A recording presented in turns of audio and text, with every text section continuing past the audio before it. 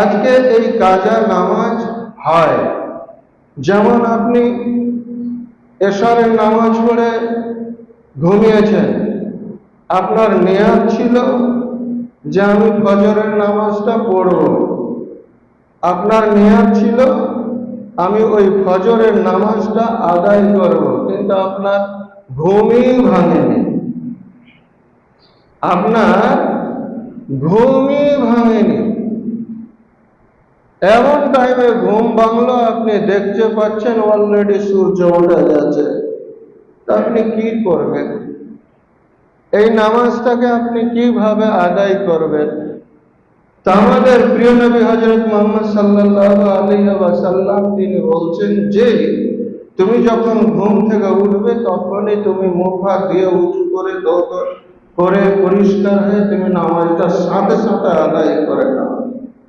সময়টা সকাল 7টাও হতে পারে, সকাল 6টাও হতে পারে, সকাল 5টাও হতে পারে, সকাল 8টাও হতে পারে। এর মধ্যে যদি আপনার ঘুম ভেঙে গেছে, আপনি ঘুম ছেড়ে দিয়ে উঠে গেছেন, আপনি নামাজটা আদায় করেন। যদি কেউ করতে পারে, যদি সে করতে পারে, তাহলে তার নামাজ অবশ্যই আল্লাহর দরবারে কবুল হবে, অবশ্যই অবশ্যই কবুল হবে। এবার আপনি এই নামাজ পড়লেন, তারপরে আপনি কাজে বেরিয়ে গেলেন, আসলো জোহরের সময়, আসলো জোহরের সময়। এই জোহরের সময়ে আপনি এমন একটা পজিশনে দাঁড়িয়ে গেছেন, পড়ে গেছেন, আপনার জোহরটা আর সঠিক সময়ে আদায় করা হলো না, আসরের ওয়াক্ত এসে উপস্থিত হয়ে গেছে, আপনি কি করবেন? মুসল্লি ভাইরা কি করবে? এমন একটা আপনি কাজে পড়ে গেছেন যে, আগে হাদিসটা শুনে নেন।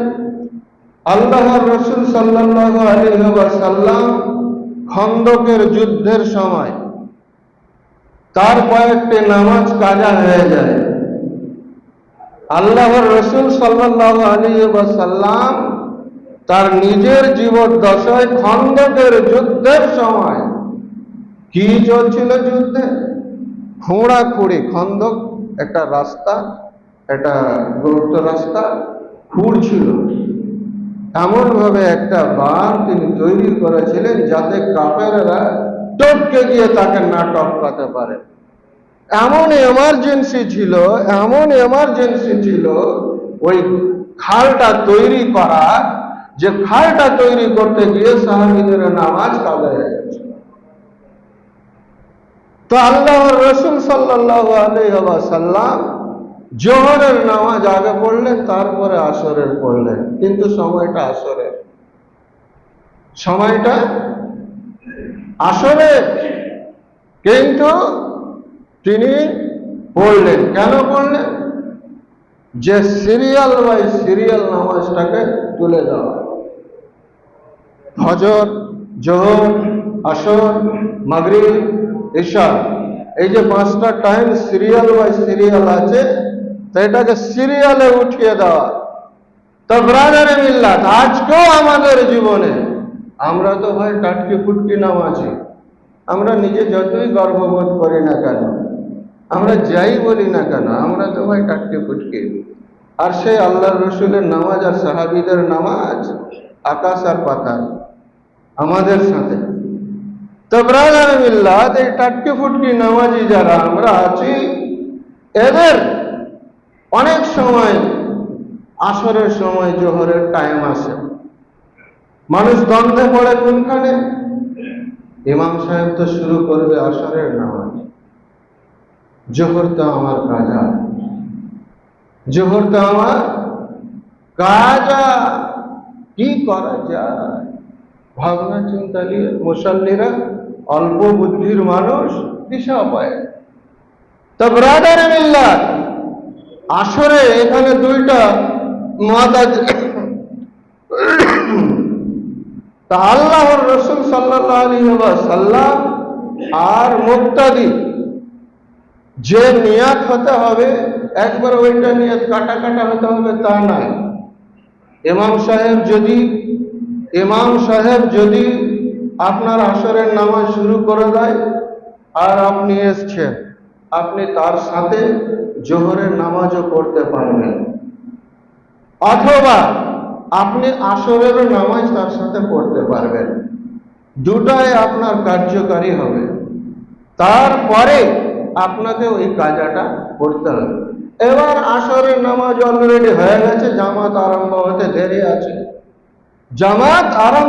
দেরি আছে, এখনো 5-10 মিনিট। আপনি রাতারাতি করে জোহরের নামাজটা আদায় করেন, আপনি রাতারাতি করে জোহরের নামাজটা আদায় করে ফেলেন, তাহলে নামাজটা সিরিয়ালেই চলে আসবে। আর কি, এমনকি যদি হয়েছে যে আজকে দেখেন কোন একটা মানুষ এসছে, একটা মানুষ জামাত অলরেডি হয়ে গেছে, তারপরে যেগুলোকে আমরা কাটা জামাত বলি, অর্থাৎ 2 জন 1 জন 3 জন, 3:30টায় আসরের নামাজ হয়ে গেছে, তারপরে 4টায় এসে কাটা নামাজে পড়ছে, তো ওই পড়বে আসরের, ওই পড়বে জোহরের দিয়ে গন্ডগোল করে নামাজটা একাকি শুরু করে দিয়েছে। কেন শুরু করেছে? যে ওই তো আসরের পূর্বে আমি জোহরের পড়বো, এটা তো হয় নাকি? আপনার তো জামাতটাই শেষ হয়ে গেছে, আপনি খেয়াল করেন। আপনি যে নামাজগুলো এখন পড়তেছেন এটা কাটা নামাজ, এটা কাটা জামাত। 5 ওয়াক্তের জামাত 5 টাইমই হয়, 5টাই হয়, 20টা-30টা হয় না। আপনি 20টা-30টা জামাত পাবেন না, মেন জামাতটা একটাই পাবেন। তারপরে যতগুলো জামাত হবে এগুলো সব ছুটা জামাত, এগুলো সব কাটা জামাত। তো ব্রাদার মিল্লাত, আপনি তখন হয় জোহর আসর একসঙ্গে করে 2 জন আছে পড়তে পারবেন, কোনো অসুবিধা নাই। এবং 2 জনই যদি আসরে টাকরা যায় তবুও আপনি পড়তে পারবেন, পরে আপনি জোহর পড়বেন। এবারে আসেন এই কাজা নামাজ। মাগরিবে আপনি রাস্তা দিয়ে আসছেন বা এমন একটা সময় এসছেন, তো আপনি দেখছেন যে আমার মাগরিবের নামাজ অলরেডি ছুটে গেল, মাগরিবের নামাজ অলরেডি ছুটে গেল, মাগরিবের সময়ও কম, আপনার নামাজটাও কাজা হয়ে গেল। আপনি এই কখনের সময় অনেক মুসল্লি আছে, অনেক দিনদার ভাই আছে, অনেক মুসলমান আছে যারা তাকিয়ে আছে আসরের আজানটা হোক না এশারের আজানটা হোক, তারপরে গিয়ে পড়বো। ওটা নিয়ম নয়। আপনি যেহেতু কাজ থেকে ফারিগ হয়ে গেছেন, কাজ থেকে নেমে গেছেন, রাস্তা থেকে বেরিয়ে চলে এসেছেন, আপনি মসজিদে চলে আসেন, আর মসজিদে এসে আপনি ওই আপনার যে মাগরিবের নামাজটা কাজা আছে ওই কাজা নামাজটায় হাজির হয়ে পড়েলেন। তারপরে এশারের আজান হবে, আপনি তখন ওইখানে এশারের নামাজ পড়বেন।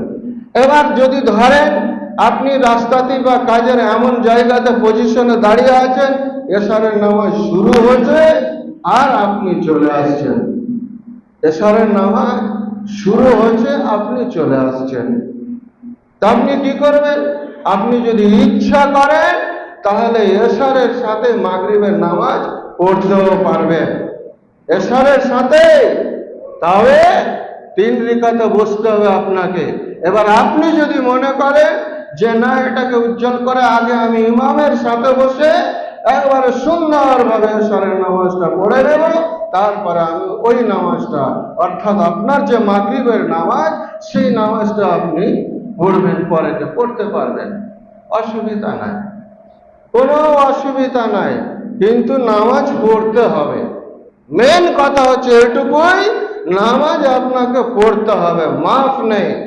এমন ফরজ জিনিস আছে, মাপ আছে বা বদল আছে, যেমন রোজা আছে, আপনি চিরকালীন অসুস্থ, আপনি বদলে করিয়ে পাবেন, কিন্তু নামাজ বদলে ভাই করিয়ে পাবেন না।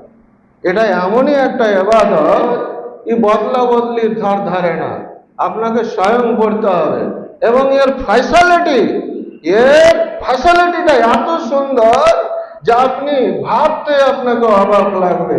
নামাজের ফ্যাসিলিটিটা আপনি শুনবেন, বলছে আমি দাঁড়াতে পারি না, আল্লাহ রসুল বলছে পয়সা পড়ো, বলছে আমি বসতেও পারি না, আল্লাহ রসুল বলছে শুয়া পড়, শুয়া পড়।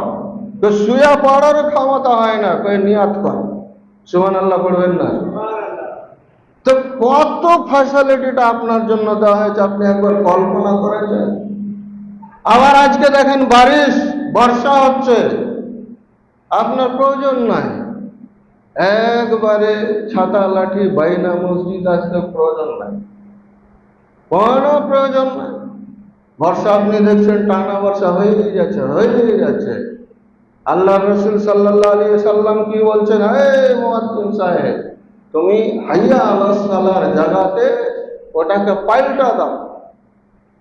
হাইয়া আলাস সালাহ নামাজের দিকে মসজিদে না ডেকে ওকে বলো জাহলে বাইত, তোমার বাড়িতেই পড়ে না, তোমার বাড়িতেই নামাজটা পড়ে নাও। অনেক মুসাল্লি আছে আর ও বাড়িতে নামাজ পড়বে না, বলছে নামাজ পড়ে বাড়িতে লাগে নাকি, ফতুয়া পেয়েছে, বাড়ির নামাজ লাগে নাকি, পড়ে না। বসে থাকতে থাকতে থাকতে থাকতে নামাজটাকে কাজা করে দিলে। বুখারীর রওয়ায়াত আরো একটা আছে, তুমি যখন দেখছো বর্ষা হচ্ছে, ভালো মতন বর্ষা হচ্ছে, ভিজার দরকার নাই, আপনি আপনার বাড়িতে আছেন, বাড়িতেই পড়েন, নামাজ পড়েন, কোনো অসুবিধা হবে না, নামাজ কোনো ধরনের অসুবিধা নয়, নামাজে হবে না, আপনি বাড়িতেই পড়ালেন। তা সামান্য একটা বর্ষা হলো, ইসলাম কত সহজ সরল, নামাজ কত সহজ সরল ইবাদত, আপনাকে বাড়িতেই পারমিশন দিয়ে দেওয়া হবে। বর্ষা হচ্ছে, বাড়িতেই আপনার পারমিশন হয়ে গেছে, আপনি বাড়িতেই পড়ালেন, অথচ আপনি পুরুষ মানুষ, তবুও আপনাকে বাড়িতে পারমিশন দিয়ে দেওয়া হবে। এবার ওটাতে বর্ষা, খুব ঠান্ডা লাগছে, খুব শীতের সময়, খুব ঠান্ডা, উঠতে আসতে আমার যেন মাথা ব্যথা ব্যথা করছে, বাড়িতে পড়ার অনুমতি আছে? আপনি আছেন? তো আপনি বাড়িতে আছেন, বাড়ি থেকে বের হলে মনে হচ্ছে আজকে আমার শত্রুর ভয়, বাড়ি থেকে বের হলে হয়তো আমাকে কেউ কিডন্যাপ করতে পারে, আগুয়া করতে পারে, ধরে নিতে পারে, আপনার ভয়, তাহলেও আপনি বাড়িতে পড়তে পারেন। তা আপনার জন্য কত রকমের সুযোগ সুবিধা দিয়ে দেওয়া হয়েছে, আপনি কল্পনাও করতে পারবেন না।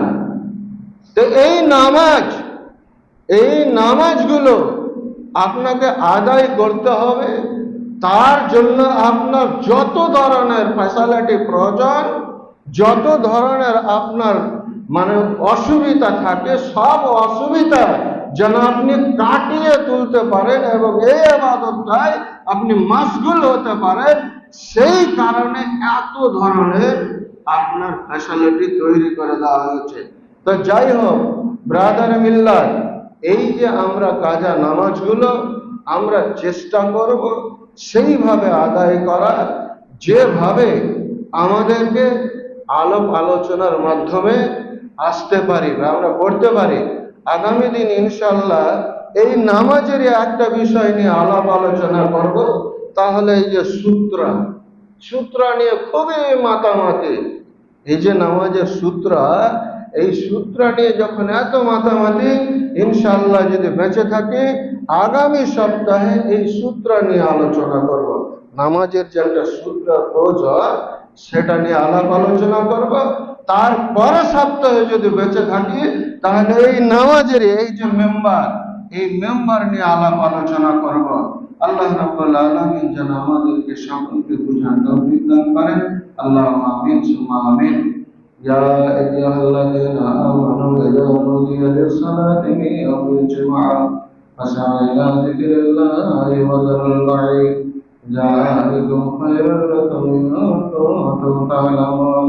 فإذا قضيت الصلاة فانتشروا في الأرض وابتغوا من فضل الله واذكروا الله كثيرا لعلكم تفلحون.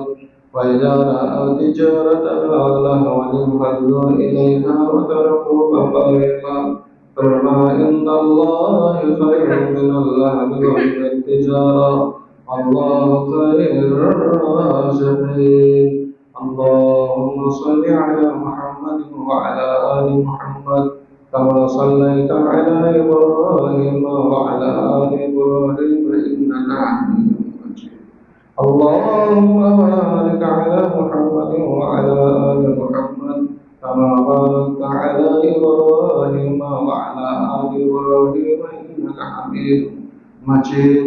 سبحان ربك رب العزة عما يصفون، سلام على المرسلين والحمد لله رب العالمين. آمين.